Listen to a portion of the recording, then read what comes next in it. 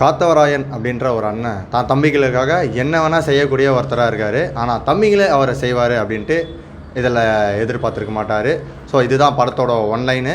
படத்தில் யாரெல்லாம் நடிச்சிருக்காங்க அப்படின்னு சொல்கிறதுக்கு முன்னாடி, இந்த படத்தோட டைரக்டர் வந்து பார்த்திங்கன்னா தனுஷ் அவர்கள் இயக்கிய படத்தில் வந்து பார்த்திங்கன்னா அவரே வந்து நடிச்சிருக்காரு. இது அவரோட 50வது படம்.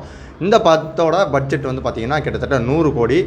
டே 5 வரைக்கும் பாக்ஸ் ஆஃபீஸ் கலெக்ஷன் வேர்ல்டு வைடாக எவ்வளோ வந்திருக்குன்னு பார்த்திங்கன்னா 90 கோடி வந்து கலெக்ஷன் வந்திருக்கு. இந்த படத்தில் யாரெல்லாம் நடிச்சிருக்காங்க பார்த்தீங்கன்னா, தனுஷ் கூட சந்தீப், அப்புறம் காளிதாஸ், எஸ்.ஜே. சூர்யா அவர்கள் நடிச்சிருக்காங்க. அப்புறம் பிரகாஷ்ராஜ், அப்புறம் செல்வராகவன், அபர்ணா அப்படின்னு சொல்லிட்டு பல பேர் வந்து இந்த படத்தில் வந்து நடிச்சிருக்காங்க.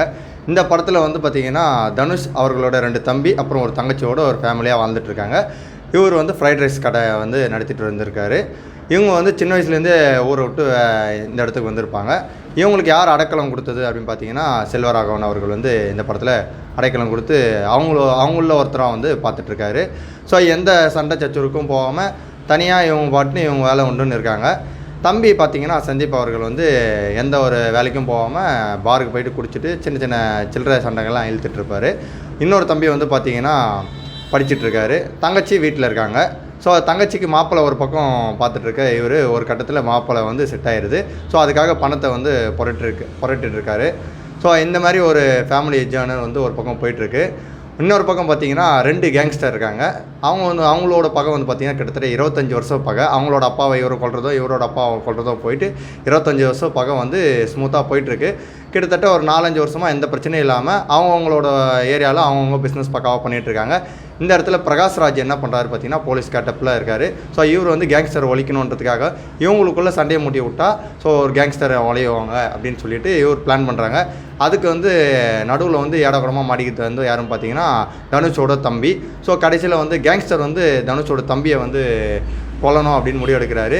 ஸோ இந்த மாதிரி ஒரு கேங்ஸ்டர் வந்து கொல்லணும் அப்படின்னு நினச்சா என்ன பண்ணியிருக்கணும் தனுஷ் அவர்கள் வந்து பார்த்திங்கன்னா, தனுஷ் இல்லை படம்ன்றதை தவிர்த்து வெளியாட்கள் யாராவது இந்த மாதிரி தான் தம்பியை வந்து யாரோ கொல்றதுக்கு ஒரு கேங்ஸ்டர் வந்து புள்ளி வச்சிட்டார் அப்படின்னா உடனே ஊரை காலி பண்ணிட்டு கண்காண இடத்துக்கு போயிடுவாங்க. ஆனால் இந்த படத்தில் வந்து வெறும் ஃப்ரைட் ரைஸ் கடை மட்டும் போட்டுக்கிட்டு எந்த கேங்ஸ்டரும் இல்லாத ஒருத்தர் தனுஷாக இருக்கிற இவர் நேராக போய் கேங்ஸ்டர் வீட்லேயே போய் பொழந்து மொத்த பேரையும் கொண்டுடுறாரு. இதில் படத்தில் எங்கெங்கெல்லாம் லாஜிக் மிஸ்டேக் பண்ணியிருக்காங்க பார்த்தீங்கன்னா, இந்த கேங்ஸ்டரை கொள்றதுக்கு அண்ணன் தம்பி 3 பேரும் தான் போகிறாங்க. இதில் வந்து பார்த்திங்கன்னா சந்தீப் அப்போ தான் கத்தி குத்து வாங்கி தையல் போட்டிருப்பாங்க. ஆனால் தையல் போட்டவர் அங்கே போய் சண்டை போடுற காட்சிகள் வந்து படத்தில் லாஜிக் இல்லாத சீனாக இருக்குது. ஸோ அடுத்து வந்து பார்த்திங்கன்னா படத்தோட சாங்ஸ், ஓகேங்களா. படத்தோட சாங்ஸு 2 சாங்ஸ் வந்து ரொம்ப சூப்பரான சாங்ஸு. இருக்கிற ஓலா கொட்டாயா அப்படின்ற ஃபஸ்ட் ஹாஃபில் வரக்கூடிய சாங்ஸாக இருக்கட்டும், அதுக்கப்புறம் கிளைமேக்ஸில் வரக்கூடிய உசிரே நீதானே அப்படின்ற சாங்ஸாக இருக்கட்டும், 2மே படத்தில் ப்ளஸ் பாயிண்ட்டாக அமைஞ்சிருக்கு. ஸோ இந்த 2 சாங்ஸுமே படத்தில் வந்து ரொம்ப ஆப்டாக இருக்கிறதுனால நல்லா என்ஜாய் பண்ணியிருப்பாங்க ஆடியன்ஸு. அதுக்கப்புறம் பார்த்திங்கன்னா காமெடி யார் பண்ணியிருக்காங்க பார்த்தீங்கன்னா வழக்கம் போல் எஸ்.ஜே. சூர்யா தான். அவர் ஒரு கேங்ஸ்டராக இருந்தாலும் அவர் பண்ணக்கூடிய சில காமெடி விஷயங்கள் வந்து படத்தில் சூப்பராக அமைஞ்சிருக்கு. அதுக்கப்புறம் படத்தில் கூஸ்பம் மூமெண்ட் எங்கே பார்த்திங்கன்னா, தனுஷும் எஸ்.ஜே. சூர்யாவும் ஃபஸ்ட் டைம் வந்து மீட் பண்ணும்போது தனுஷ் வந்து எஸ்.ஜே. சூர்யா கிட்ட பேசுகிறதா இருக்கட்டும். ஸோ அதாவது எப்படி பேசியிருப்பார் பார்த்திங்கன்னா, எஸ்.ஜே. சூர்யா பழைய படங்களில் வந்து இருக்குது ஆனால் இல்லை, இப்போ இருக்குது ஆனால் இப்போ இல்லை அப்படின்னு பழைய படங்களில் சொல்லியிருப்பார். ஸோ அந்த மாதிரியான ஒரு அவருக்கு ஈக்குவலான ஒரு டயலாக் வந்து தனுஷ் வந்து எஸ்.ஜே. சூர்யா கிட்ட பேசுகிறது வந்து படத்தில் ஒரு கூஸ்பம் மூமெண்ட்டு. ரெண்டாவது என்ன கூஸ்பம் மூமெண்ட்டு பார்த்தீங்கன்னா, தனுஷோட தங்கச்சி வந்து அவரை ரேப் பண்ணவரை கொல்றப்ப துர்கை அம்மன் காட்சிகள் காமிக்கிற மாதிரியான சீனு வந்து படத்தில் இன்னொரு கூஸ்பம் மூமெண்ட்டாக அமைஞ்சிருக்கும். அதுக்கப்புறம் கிளைமேக்ஸில் தனுஷ் அவர்கள் வந்து நடந்து வரப்போ 10 தலை ராவணன் காட்சிகளை வந்து தனுஷ் பின்னாடி காமிச்சிருக்கிறத வந்து இன்னொரு கூஸ்பம் மூமெண்ட்டாக அமைஞ்சிருக்கு.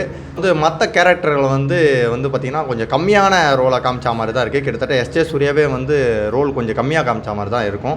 படம் 2.5 மணி நேரம் இருந்தாலும் வில்லனுக்கு ஒரு ரோல் வந்து கொஞ்சம் எப்போவுமே பெருசாக இருக்கும். ஆனால் வில்லனோட ரோல் வந்து கொஞ்சம் கம்மியாக இருந்த மாதிரி இந்த படத்தில் வந்து எனக்கு ஃபீல் ஆச்சு.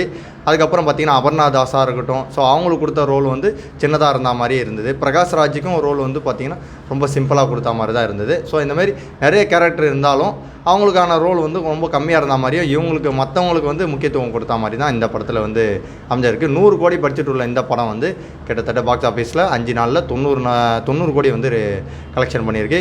இப்பயும் தேட்டரில் ரன்னிங்கில் இருக்குது. இந்த வீக்கெண்ட் ஃபுல்லாக நல்லா பக்காவாக ரன்னிங்கில் இருக்கும். ஸோ 100 கோடிக்கு மேலே கண்டிப்பாக இந்த படம் வந்து டேர்ன் ஓவர் பண்ணும் அப்படின்ட்டு எந்த வித ஆச்சரியமும் இல்லை. படத்தை தாராளமாக போய் பார்க்கலாம் நீங்கள் தேட்டரில். ஏன்னா தனுஷ் அவர்களோட 50வது படம் கண்டிப்பாக ஒரு ஹிட் மூவியாக கேட்டால் என்னை பொறுத்த வரைக்கும் ஒரு நல்ல படம் தான் சொல்லுவேன்.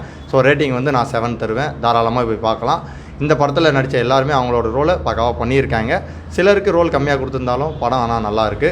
ஸோ நீங்கள் போய் பாருங்கள் தேட்டரில். இந்த மாதிரி அடுத்த ரிவ்யூவில் உங்களை வந்து சந்திக்கும் முறை உங்களிடம் விடைபெறுவது உங்கள் மணிகாந்த்.